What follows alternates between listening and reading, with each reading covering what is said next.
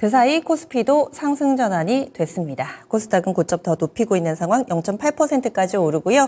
유가증권 시장 2,300선에 대한 그래도 의지를 지금 엿보게 됩니다. 2,304포인트 구간 기록하고 있습니다. 어떤 종목 위주로 좀 빠른 반등, 강한 반등이 나타나는지 키워드로 분석하겠습니다. 유한타증권의 박진희 부장입니다. 안녕하세요. 안녕하세요. 네, 오늘 아침 상황 어떻게 보세요? 네, 아침에 좀 공방전이 있었습니다. 매도도 있었고, 신규 저점 매수도 있었습니다는 변동성이 좀 나타난 이후에 좀 빠르게 지수 관련 2차전지 쪽으로 저가 매수세가 들어오면서 지수 견인되는 모습 보실 수가 있겠고요. 상대적으로 실적 발표한 기업들 하락세가 심합니다. 오늘 좀 면세점 관련 섹터주들 좀 약합니다. 특히 신세계하고 호텔신라가 좀 급락하는 과정이고요. 골프존도 실적 발표하면서 쇼크 나오면서 급락하는 모습이고, 지금 두산 바켓도 실적 나오면서 급락하는 모습 나타나고 있는 상황입니다. 반대로 FNF는 실적이 우려돼서 금요일날 많이 빠졌다가 오히려 거꾸로 지금 오늘 강하게 반등해주고 있는 모습 보실 수가 있겠습니다. 전체적으로 대부분 좀 낙폭과대한 주식들의 기술적인 반등이 좀 나타나고 있는 상황 속에서 일단 화장품 대형주들하고 면세점 섹터주들 좀 약한 흐름 이어가고 있는 모습이고요. 오늘 항공 쪽 상당히 강합니다. 유가가 상당히 강한데도 불구하고 웬 반등이냐 이러실 수도 있겠는데요. 오늘 항공주 섹터주들 대부분 좀 반등 보여주고 특히 이제 대한항공과 아시아나 기업 결합 심사에 좀 중요한 분수령이라고도 볼 수 있겠고요. 화물 관련 부분 매각도 이 부분이 좀 당연히 좀 중요한데요. 이런 부분들 좀 맞물리면서 좀 강세 보여주고 있는 모습 보실 수가 있겠습니다. 제약바이오 섹터주들은 좀 각계전투 양상입니다. 의료기기 쪽들은 강세 보여주고 있습니다. 루닉과 JLK, 뷰노 등 상당히 좀 강세 보여주고 있는 반면에 금요일에 급등했었던 NK맥스는 좀 하락세가 좀 두드러지는 모습이고요. 오늘 삼천당도 좀 하락세가 좀 눈에 띄고 있는 모습입니다. 반도체는 하이닉스를 비롯해서 소부장들 일단 어느 정도 좀 반등은 해주고 있지만 지금 2차 전지에 좀 기세가 눌려서 힘을 좀 못 쓰고 있는 모습이다라고 말씀드릴 수가 있겠고 자동차 부품주들도 미국 시장의 흐름 영향 그대로 좀 이어받으면서 조정받고 있는 모습인데요. 전체적으로 2차 전지가 시장의 지수를 좀 견인해주고 있는 아침이고 실적 발표 일정이 종목별로 변동성을 많이 만들어내고 있는 아침이다 말씀드릴 수가 있겠습니다. 예, 그러면은 키워드로 나눠서 보겠습니다. 오늘 볼 첫 번째 키워드 항공주 그리고 2차 전지 지수 관련돼서 또 영향을 크게 미치는 대형 2차 전지 관련된 종목군들 오늘장 눈에 띄는 반등 흐름입니다. 먼저 항공주부터 좀 전에 말씀을 해주신 것처럼 유가 오르는데 웬 항공주인가 싶다가도 이 대한항공, 아시아나항공 이벤트도 있고 그러면 이벤트와 영향이 없는 그 밖에 LCC도 같이 좀 영향을 받아서 이 부분에 대한 해석도 좀 해주시고요. 그리고 2차 전지 눈에 띄는 종목군 짚어주세요.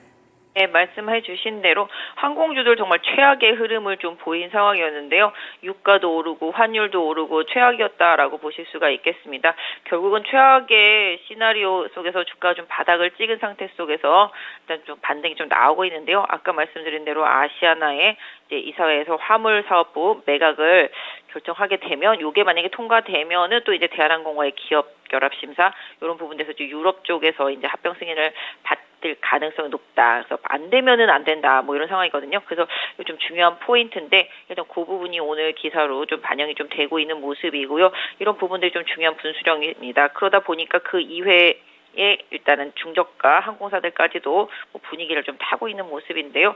1번은 제일 많이 빠졌다. 급락해서 가격적인 메리트가 분명히 있다라는 부분이 되겠고 2번은 이제 대한항공과 아시아나의 기업 심사 결합 심사와 관련되어 있는 이슈들이 잘 해결될 것에 대한 기대감 이런 부분들도 일정 부분 반영이 되고 있는 것 같습니다. 오늘 아시아나 항공이라든지 저가 항공이죠. 에어부산, 진에어 등 해서 항공주들이 좀 기술적인 반등을 좀 보여주고 있는 모습입니다. 낙폭과대와 뉴스에 따른 저가 매수세 이런 정도로 일단 봐주시면 좋겠고요. 가격적인 메리트가 일단은 기술적으로 좀 반등을 많이 이끌었다라고 보실 수가 있겠고 실적도 개인적으로는 그닥 3분기에 나쁘지는 않았을 것으로 보고 있습니다. 물론 이제 환율이라든지 유가 상승이 좀 부담이 될 수는 있겠습니다만은 지금 진에어 같은 경우도 어닝스 가이드가 2분기 대비해서 2배 이상 높아져 있는 상태거든요. 그러니까 중저가 항공주들은 주가는 많이 빠졌는데 알고 보면 실적은 되게 좋은 이런 상황입니다. 눈높이가 어느 정도 있을지는 모르겠습니다만은 분명히 2분기보다 월등히 좋은 실적들을 보여주고 있기 때문에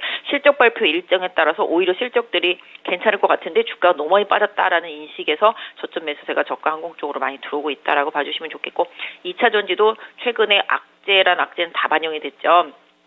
뭐 LG 에너지 솔루션이 우리 내년 1분기가 좀 별로일 것 같아. 그리고 내년도는 올해보다 성장 덜할 것 같아. 뭐 이런 얘기를 하고 뭐 미국의 GM이나 포드 등도 계속적으로 전기차와 관련되어서 그동안 너무 많이 질러놨죠. 우리 이만큼 할 거야. 우리 이만큼 할 거야. 이렇게 질러놨던 거를 조금씩 비중을 줄이면서 분위기가 다운된 상태 속에서 2차 전지 섹터주들 상당히 많이 하락을 한 상태입니다. 또 그 와중에서 또 중국도 많이 커왔고요. 이런 부분들도 주가에 뭐 단기적으로 워낙 많이 반영이 돼 있기 때문에 이쪽 섹터도 안 좋은 거 또 쉬어가는 거 이런 부분들이 주가에 상당히 많이 반영이 되고 기술적으로 많이 하락한 상태 속에서 또 지수 견인력이 있는 쪽들이 또 특히 이쪽입니다. 그러다 보니까 이쪽으로 좀 저가 매수가 들어왔고요. 어느 정도 급락에 따른 저가 매수에서 좀 들어온 상황이라고 보실 수가 있겠고 최근에 뭐 금융당국이 공매도와 관련해서 뭐 뚜렷한 뭔가 규제를 만들 때까지 일시적으로 어느 정도 공매도를 좀 금지할 수도 있을 것 같은 뉘앙스의 발언들을 하면서 공매도의 표적이 됐었던 2차 전지 섹터주들도 저가권에서 좀 반등 흐름이 나오고 있다라고 보실 수가 있겠습니다. 지금 트럼프의 부각이 미국 자동차 산업에 있어서 전기차를 약간 움츠리게 만드는 요소이기도 합니다만은 궁극적으로 좀 많이 빠졌고 아까 말씀드린 공매도와 관련 이슈 이런 부분들 포함이 되면서 저가권에서 좀 기술적인 반등이 나오고 있다라고 보실 수가 있겠습니다. 네, 다음은 두 번째 키워드 보겠습니다. 화학주, 정말 못난 주식 취급을 받았던 이 화학주들이 근래에 달라진 모습을 보여주고 있습니다. 로봇주는 오늘 출발이 강하지는 않았는데 갑자기 좀 전부터 강하게 상승 탄력 받고 있고요. 게임주는 근래 조정장에서 상대적으로 비교적 선방해주고 있고 또 반도체 쪽도 몇몇 종목이 또 추세를 유지하면서 움직임 견조하게 가져갑니다. 사실 패턴이 이 4개의 종목군이 다 동일하지는 않은데 오늘장 점차 더 강해진다라는 점은 또 공통점인 것 같아요. 하나씩 분석해 주시죠. 네, 말씀드렸던 대로 지난 금요일도 2차 전지 오늘은 한번 저점에서 한번 접근 가능하다. 반등 나올 타이밍이다 말씀드린 것처럼 지금 화학주, 로봇주, 게임주 뭐 이런 쪽들도 다 마찬가지입니다. 지난주 계속 말씀드린 대로 기대감이 1도 없는 섹터. 이게 바로 화학주고요. 기대감이 1도 없는 섹터가 국내 소매 유통주였었습니다. 이쪽도 지금 최근에 상대적으로 안 빠지고 반등 이어가면서 잘 버티고 있는 모습 보실 수가 있겠고 화학주도 유가가 이렇게 올라왔는데 뭐 왜 올라오냐 뭐 이러실 수도 있겠지만 여기 정말 3년 내내 빠졌습니다. 그러다 보니까 실적이 잘 나오든지 안 나오든지 간에 관심도 아예 없을 수밖에 없는 섹터이긴 한데요. 기본적으로 지금 중국과 미국이 약간 화해 모드잖아요. 정상회담을 할 것으로 좀 알려지고 있기 때문에 그렇게 되면 미국이 중국을 압박을 하지 않게 되고 중국도 어느 정도 경기 부양 이런 부분들을 할 수 있는 부분 최근에 뭐 아시다시피 여러 가지 부분에 있어서 중국도 이제 돈을 풀어대고 있고 경기 부양 의지를 보여주고 있습니다. 뭐 벽개원 문제도 있으면서 상당히 위축되었었는데요. 소비도 좀 많이 떨어져 있었고 그래서 이런 부분들을 부양하기 위한 정책들이 중국에서 나올 수가 있고 미국과의 관계 개선에 있다라면은 지금은 최악이지만 이제 화학주들도 이제 볕들 날이 오는 게 아니냐라는 기대 심리가 주가에 반영이 되고 있다고 보실 수가 있겠고 로봇도 성장주 섹터로서 많이 올랐다가 정말 많이 빠졌습니다.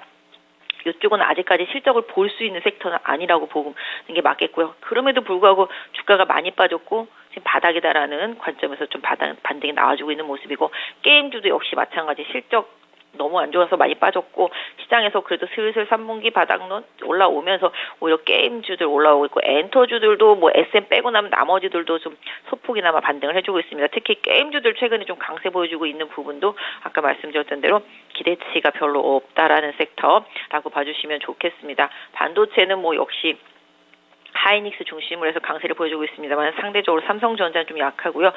기본적으로 지금 최근에 시장 대비해서 제일 강했던 섹터가 반도체입니다. 일단은 지금 최근에 실적 발표하면서 하락들이 좀 늘어나고 있는데요. 개인적으로 반도체는 조금 쉬어갈 수 있다고도 생각을 하고 있습니다. 제가 워낙 반도체 좋아서 계속 말씀을 드렸지만 당분간은 낙폭과대주들한테 약간 틈을 주고 반도체는 실적 발표 일정에 따라서 조금 조정을 받을 수가 있기 때문에 보유하신 반도체 종목들 추세 좀 잘 확인하시고 실적 발표 일정 확인해 주시면 좋겠습니다.